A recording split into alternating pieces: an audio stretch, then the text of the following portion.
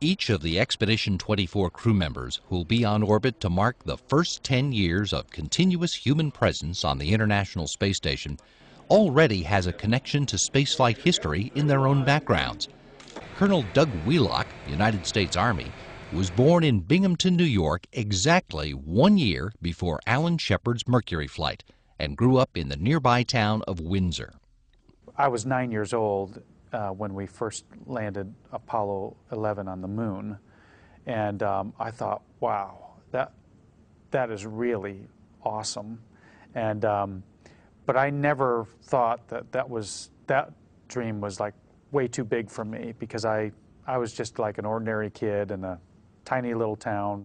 Growing up in that tiny town, population less than 1,000 even today, Wheelock developed an appreciation for hard work, for service to others, and a love of flying, all of which led him to the United States Military Academy at West Point, where he earned a Bachelor of Science in Applied Science and Engineering.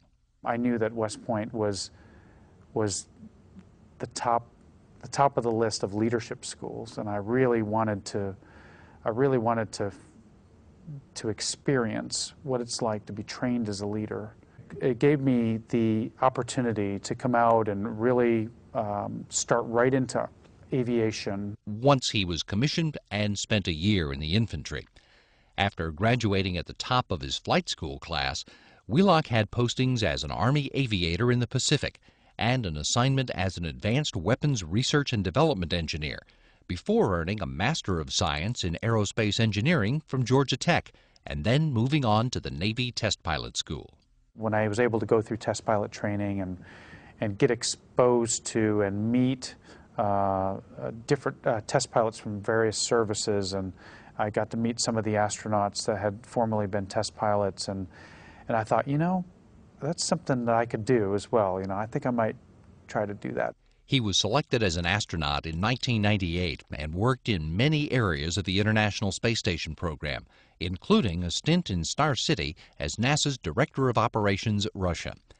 Wheelock made 3 spacewalks on his first flight: the 2007 shuttle mission that delivered the Harmony module and repaired damaged solar arrays on the International Space Station's P6 truss. Fyodor Yurchikhin was born in the Georgian city of Batumi 1 day before the first spaceship that ever escaped Earth's gravity flew past the moon. He was 2 years old when Yuri Gagarin's spaceflight changed the world, and on his very first day in school, he had a ready answer when the teacher asked the children what they wanted to be. Like everybody in my class asked, I wanted to be goalkeeper in soccer command. He told me, goalkeeper, it's not profession. I ask you about profession. About profession, I wanted to be a cosmonaut, like everybody. He really did. And he started by choosing to attend a local school named for the designer of the early Soviet space vehicles. By the time he finished high school, Yurchikhin had decided to study engineering rather than become a pilot, reasoning that a pilot who developed health problems would be out of the space program altogether, but an engineer wouldn't.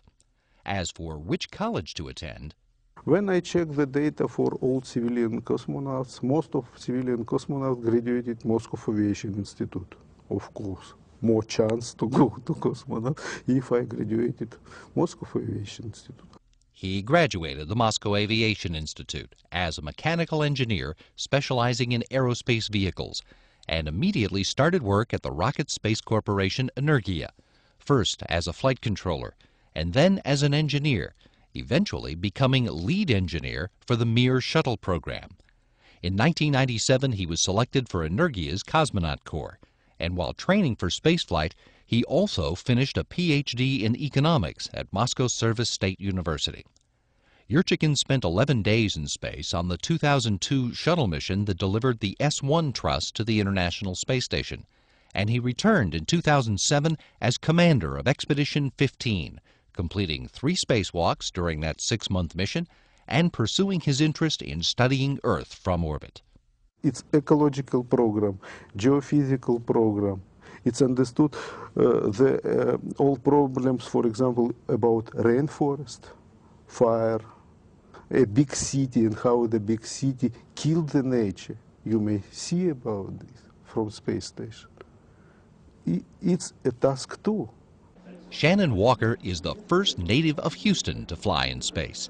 She was born one day after Ed White became the first American to walk in space during the first spaceflight ever run by Mission Control in Houston. Growing up in the town that came to be known as Space City had an impact on her. I was quite young when we first walked on the moon. I had just turned 4, but we did watch it on TV, and I think that just set the seed right then that that would be a really interesting thing to do. And then growing up in Houston and always having the astronauts in the Johnson Space Center in my backyard, I was always aware of the space program, and so I just decided to pursue it. Walker stayed in Houston for college, earning a Bachelor of Arts in Physics from Rice University, and got her first job out of school as a robotics flight controller at the Johnson Space Center. She took a leave of absence to get her master's and doctorate in space physics at Rice, and then had to make a decision. Do I want to be part of the human spaceflight program, or do I want to be part of the unmanned spaceflight program? And I decided I really enjoy the human spaceflight program, so I was able to come back to the Johnson Space Center and continue my work as a flight controller. She joined the International Space Station program in 1995 to work on robotics integration, and moved to the engineering side 3 years later to manage teams coordinating on-orbit problem resolution. She spent a year in Moscow working with the Russian Space Agency and its contractors on avionics integration, and returned to Houston to become the technical lead for the station's Mission Evaluation Room. Walker was selected for the Astronaut Corps in 2004 to help prepare humans to someday live off of planet Earth. How do you have a life support system that can work for long periods of time and provide you with the water and the atmosphere that you need? How do you grow plants in space? Obviously, we can't keep calling back to Earth for the next pizza delivery, so we've got to figure out how to be self-sufficient off the planet, and that is what the station is giving us, that knowledge.